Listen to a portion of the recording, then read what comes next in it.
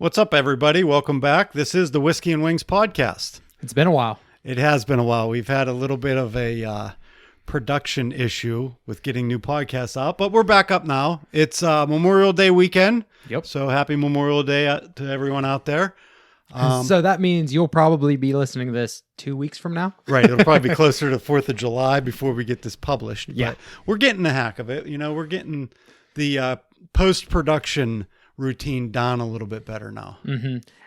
I'm sure our audience will be surprised when they hear this, but this is not our trades. Like, this is not what we do for a living. Correct. And if you've noticed over the past couple podcasts, there's been an empty seat in the back, which means we've had no producer. So where the fuck's Kevin? Right.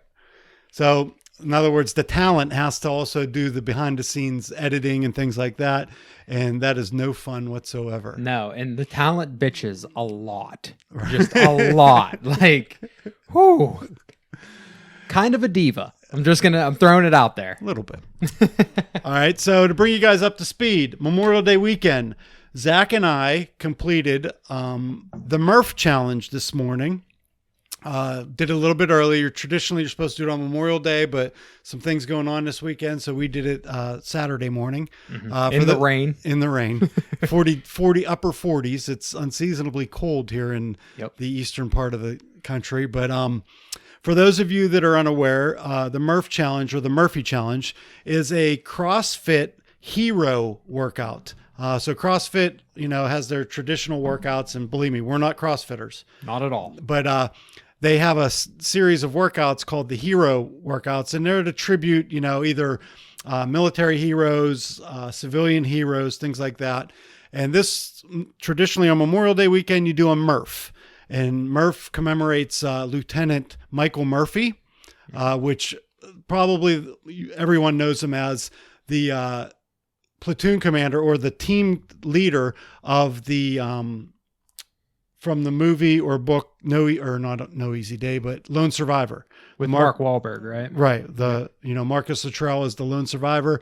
Lieutenant Murphy was the they were a reconnaissance team in Afghanistan, part of Operation Red Wing, which they were going for the specific group of Taliban fighters. They were on a reconnaissance mission. They were discovered and hijinks ensued. All but Marcus Luttrell were killed in action during that. And posthumously, Michael Murphy was awarded the Medal of Honor for his actions during that conflict. So what was in the movie? He was the guy that went and radioed. Yeah. So at the very end, he's the one that sacrificed his life in order to get into a position with their satellite phone, which would have given them up because the enemy had the capability of tracking their sat phone communication.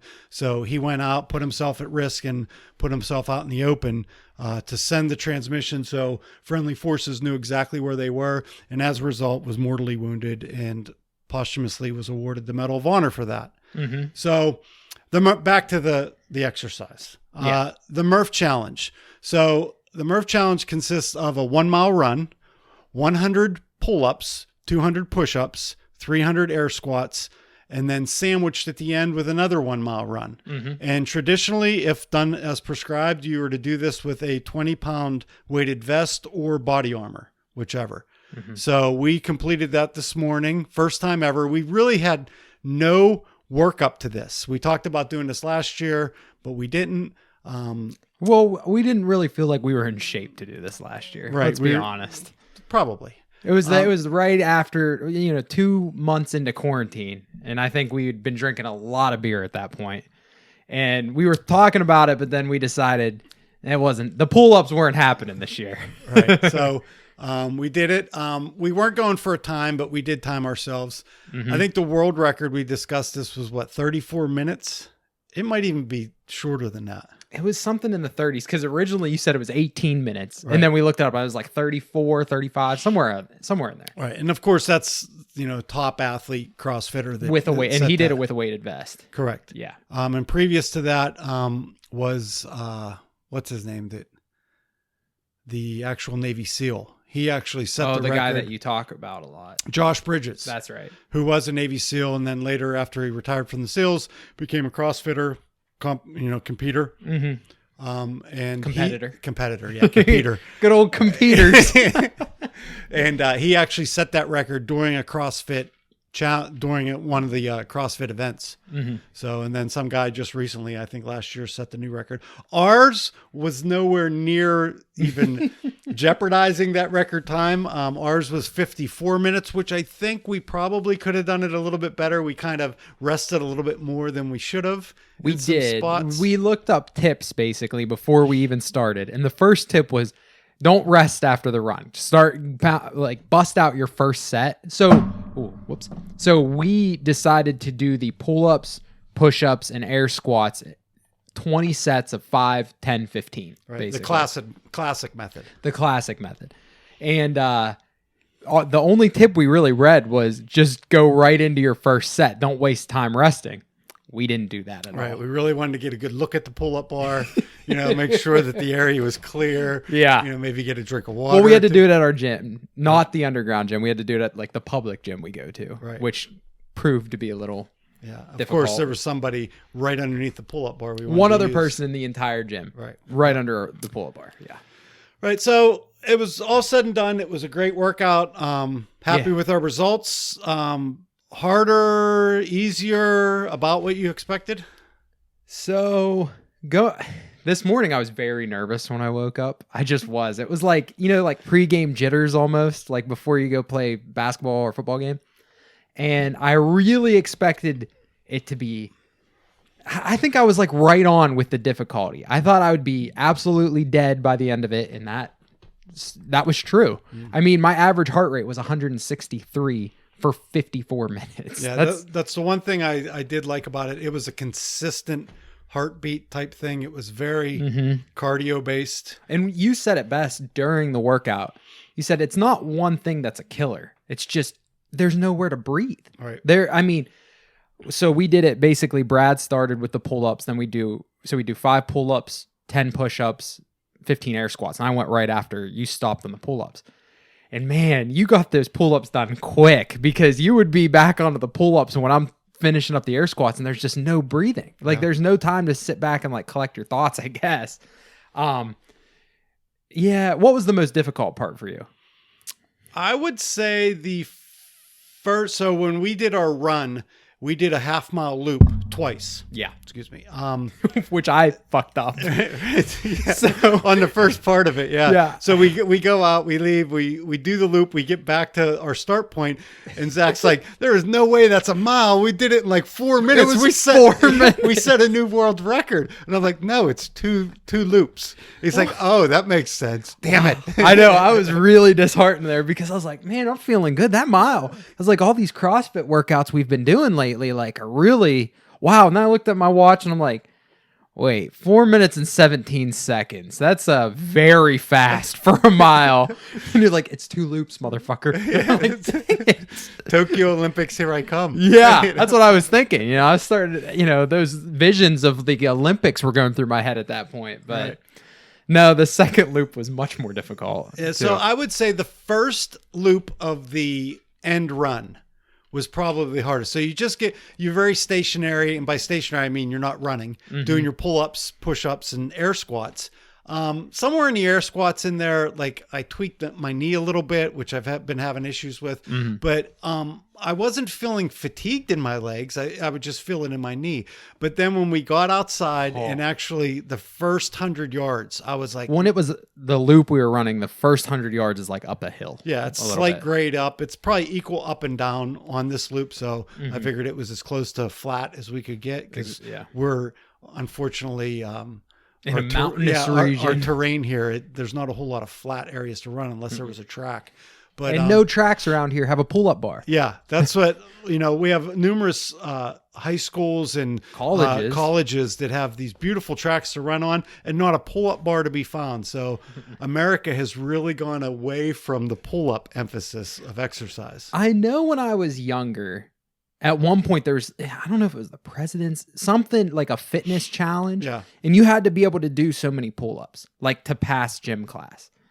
But that's definitely not the case anymore. Well, I'm sure those pull-up bars were like in the gymnasium part, like where the basketball courts and stuff like that. I remember ours were there. Doing them outside. I do. I think we had like a monkey bar station, not traditional monkey bars, but like a bar station in my high school when I went. But like you would say, that was back in the 50s, at least, right? Before they even had free weights. But anyway, so that would probably be my hardest part. I didn't find the pull-ups, because we were doing them in those stages, I didn't find them that difficult. Of course, full disclosure, we were doing kipping style pull-ups, which I don't know if you're going to be able to do. I mean, somebody can, but to pump out 100 dead hang pull-ups, and even in stages like that, push-ups. You got 5 every single time. Like the pull-ups were nothing for you. I didn't have an issue with them. I think breaking them up into small amounts, had we gone with the original plan of 10 pull-ups, 20 push-ups, and 30 then 30 air squats, I think that would have been a little bit more problematic. But probably quicker, but problematic. Right. So, we just chugged along, and I hit a wall at 55 push-up or pull-ups. My pull-ups, and I had to start doing like 4 and 1. Up a little bit. I had to, because the first 50, when doing them kipping style, I was getting through them. But after 55, it was like, I thought I was going to throw my shoulder out, to be honest with you, getting that motion. Right. So I started to break mine up, which is why I was going a little bit slower than you. But that was rough for me. Yeah. But Murph completed. All in all, it was a good one. I'm shocked post Murph what it feels like. I mean, I'm fatigued, and we've been getting at it lately. We've been getting after it.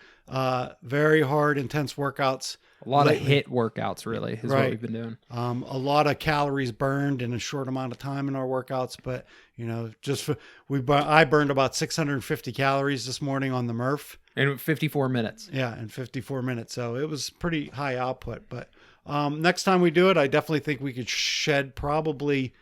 I want to get under 50. I was thinking about that. Yeah, somewhere in the 40s. I would like to get maybe 45 even would be doable, because I don't think we're speeding up the run. We don't run ever. So I think the runs, like, we have to look at it. We did an 8-minute mile. It was like 8:20 was our first mile. The second mile is always going to be longer. I think it took us 10 minutes the second time. Even around. with the sprint at the end. Yeah, it was still. I remember when we started the run, it was just over 42, I want to say, and we finished at 54. So don't forget, we took that little ease off between two laps at the halfway point of the mile. Yeah. I think 40. I definitely think we could get under 50. I just need to work on pull-ups, man. The air squats just suck. That's like a mental game. It is, to be honest. Like, physically I could do them, but it was like, holy shit. And then because you just done 5 pull-ups, 10 push-ups. And honestly, we've talked about this too. The push-ups were nothing. That was like when I felt like I could breathe. That was like the break. Right. But then the 15 air squats just keep going. Right. Because you can't really do those super fast. 2 or 3 times I caught myself quitting at 10 because I just got done counting to 10 with the pull-ups or the push-ups. Yep. And I was like, I got 5 more of these. Yeah, and it just doesn't stop. I just had it was around set like 16. I was doing 12 push-ups. I don't know why. I was counting in 6s. And then I told you, it was like, extra. Yeah, probably because it felt good to breathe. Like, this is the easy, exercise. But yeah, the push-ups were super easy. I really didn't expect it. I thought there would be a point where I'd hit like a wall with the push-ups, and that never came. Probably the rest of my body was on fire. So, So workout completed. I'm happy with the first one. I definitely want to improve going forward. Now, going forward, are we going to do this just once a year, or do you want to do like? No, I think we'll do this probably maybe quarterly. We'll go for 4 a year, and then come really the time to do it. We'll really actually register next year, because you can register under like a non-affiliated gym, kind of like. Oh, really? Yeah. What would that be called? Like when you're on your own. Independent. Yeah, like an independent just registry. And you pay, you give to the foundation, and because it's all for charity. Yeah, the Michael Murphy Foundation, or it might even be the SEAL Foundation. I'm not sure, but then you get a T-shirt and everything. Everybody loves a T-shirt to brag about. Then we can wear that with pride. Right. So building on easier, harder, or about what you thought. Yeah, because there was a lot of basically we've been talking about this for a year. So really in my head, I kind of built it up to be like this I don't know, like this thing, I felt great when it was over because I was like, man, I accomplished something. So when we were talking about topics for the podcast, I was just like, what are some things in your life that like big, not saying this is very momentous or big occasion, but it was just something we accomplished. What are things in your life that ended up being easier or harder? Like for you, the first thing I thought was probably like boot camp, because for me, not having no military experience at all, boot camp sounds like this awful thing that I would never be able to make it through, to be honest with you. Yeah. Boot camp for me, 100% easier than I expected it. Really? Or, let me say this. I went into it understanding the concept of boot camp. There were parts of boot camp that were difficult, obviously. You know, that's what the whole purpose of it is to basically rip you down and rebuild you. Is there any failing at boot camp? There is. And if you fail, then it's, remedial training to help you get there. Like if it's physical, then, they work on that. Like you get, the drill instructors know everyone, even though your platoon's large, 100 guys, they know everyone and what they failed at. And so they focus on that. But okay. I had the opportunity before boot camp. I went to boot camp. A friend of mine went to boot camp and I went to his graduation a couple of weeks prior to me going. So I got to see Paris Island before I got there. It turns out that when he was done with boot camp, the drill instructors usually get about 3 weeks off and then they pick up their next platoon. Okay. I was the next platoon of his drill instructors. So you had met these people, these drill instructors. Right. Didn't have the exact same ones, but like his drill instructors were in the squad bay above us. Like I was a different platoon than them, but I saw the structure. I saw these guys smiling and shaking hands at graduation and, hey, we'll be looking for you when you come down and stuff like that. And then I saw them flip that switch and become the dreaded drill instructor, realizing that it's all just a mind game. So you went into it, you're like, these are humans. These aren't... Right. I just shook hands with this guy 2 weeks ago, and he was as nice as can be. Now he's screaming, oh, it's all part of the process. And that just kind of helped you mentally, like, oh, this is almost a game. Like, this is them turning a switch, and they're a dick now. Yeah. But we just got to get through this. So in that aspect, very easy. Like I adapted very well. The physical aspect of it was difficult, but you came in pretty good shape, right? Yeah, I enlisted a year and a half before I actually left for boot camp. So I worked my way into it, worked with, the recruiter at the time, and he had us kind of on a program. So boot camp in general was as expected, or maybe even a little bit easier mentally and physically than I expected. Really? Yeah. So it was fun. I enjoyed boot camp actually. Really? You would say you enjoyed boot camp? Yeah. I mean, there was parts that, there's always the miserable parts when you're doing these long hikes or humps, as they were called, a lot of weight, just for no reason, just walking long distance. They build trucks for this purpose. Let us just get into a truck. Or in the military, did you ever have to do, like, was that just solely to mess with you, or in the military, do you do things like that? In today's military, there's very few times where this was built on World War II, Korean, Vietnam era conflict mentality. Okay.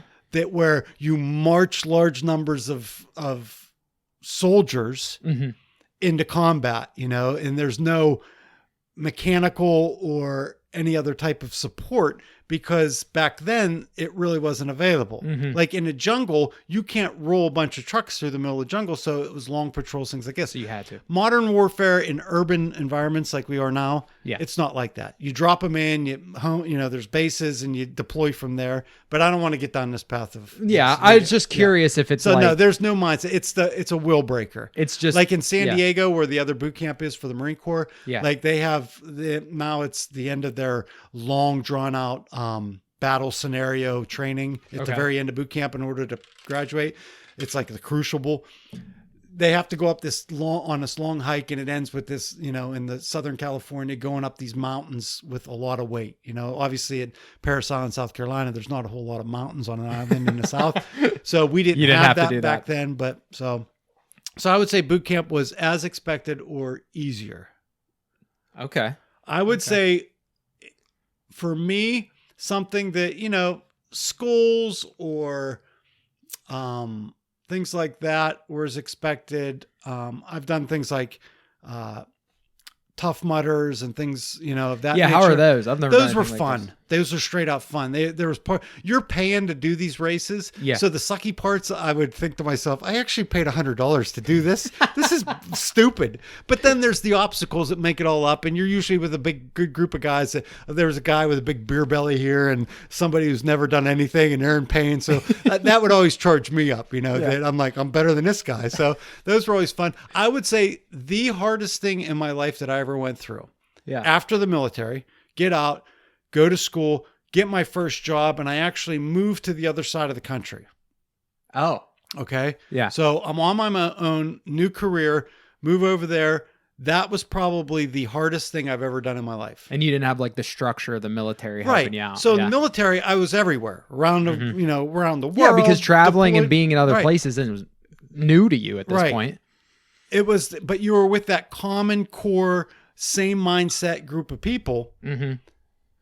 Whereas here, I'm on my own, away from family and friends, really not into anybody. Don't know anybody, but that's okay. I'm fine with that. But it was, you're not surrounded by that common goal group of people. You're in a new work environment without the support structure you're used to. And that was difficult. That was probably one of the more difficult things that I've had to do personally by myself. Yeah. So for me, you went to the military after high school. I went to college. And college was 1,000 times harder than I ever expected, by far. So high school, breezed through it. That was easy. Straight A student. Get to college, did not know how to study at all. My first semester's GPA, I'm pretty sure was like a 2.6. That means I got as many B's or C's as I did B's. Like there was no A's to be found in there. Right.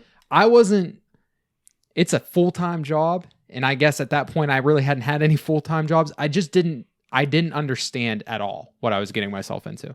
I adapted and got better, but holy shit, I was not, there was no way for me to even fathom how difficult college was going to be because up until that point, the first 18 years of my life, school was always so easy. Mm. And it was very humbling when you go from being one of the, top students to like bottom of the big pack. Fish, little pond. Now little fish, big pond. Yes, exactly. I mean, my first physics class, there was 2,500 kids in my physics class.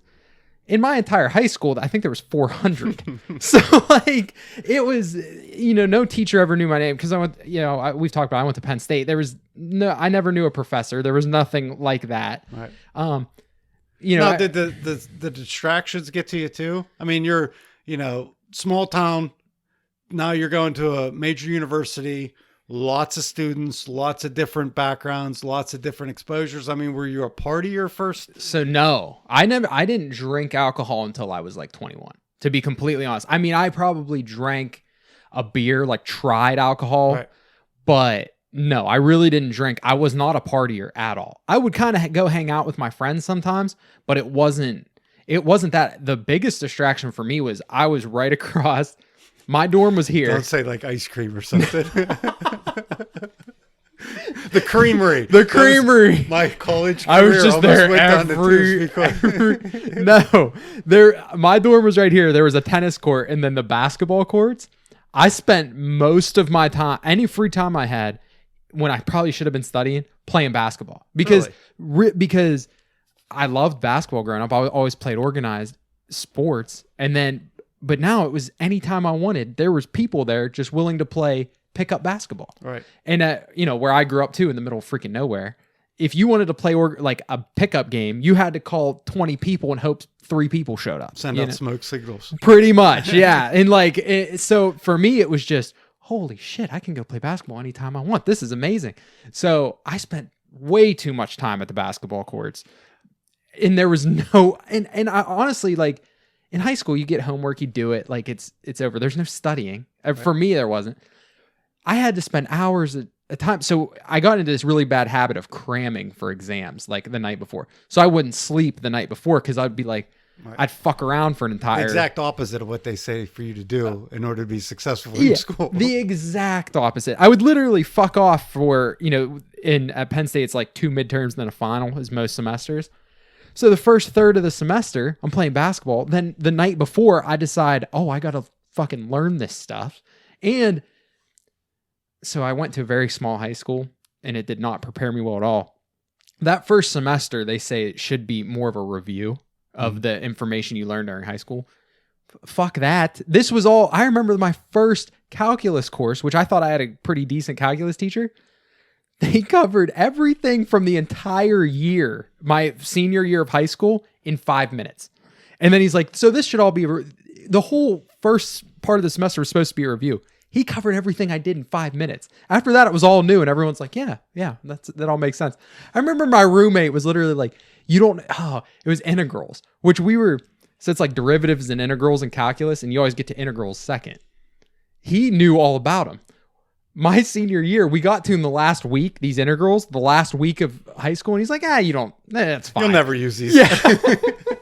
So I remember that was like a vital part of it. And I'm like, I don't even, the professor's just skimming over this stuff. Right. I didn't even know how to start these things. So it was definitely way harder, and there was just no way for me to understand. I'm glad that I adapted and I did it because, I like my job and stuff now. Holy shit. No, way, way harder than I expected. Yeah.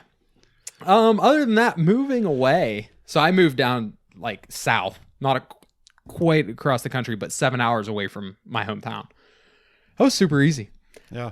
But it was because I was working at Lowe's, their corporate office at the time, and I interned with a bunch of people, and then they were all coming back to work there. So I had like a built-in friend group. Yeah, there was a core. Yeah, there was a core of Common interest group. Yep. And so it was tough being away from my family, but moving away and everything, nah, I had no issues with that.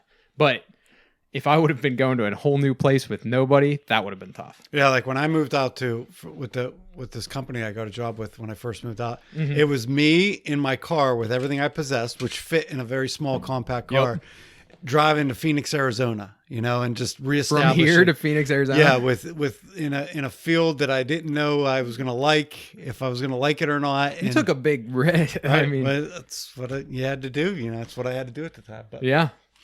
But all that said, okay, well, I think that's all we had today. Yeah, we're trying to keep them shorter so the production doesn't take as long. Right. Yeah. We probably went way over our 20-minute goal though. Yeah, probably about 5-10 minutes or so. So cool. But all right. Well, I hope everyone has a great Memorial Day. Make sure that you subscribe, watch, email us, get the word out. Yeah. Email us suggestions for topics. Yeah. We always need Whiskey and Wings podcast at gmail.com. Hit that, subscribe and like us on all your social We have an Instagram media page. Yep. Yeah. So we will see you very shortly. And hopefully. Until then, stay cool. Peace out. Peace.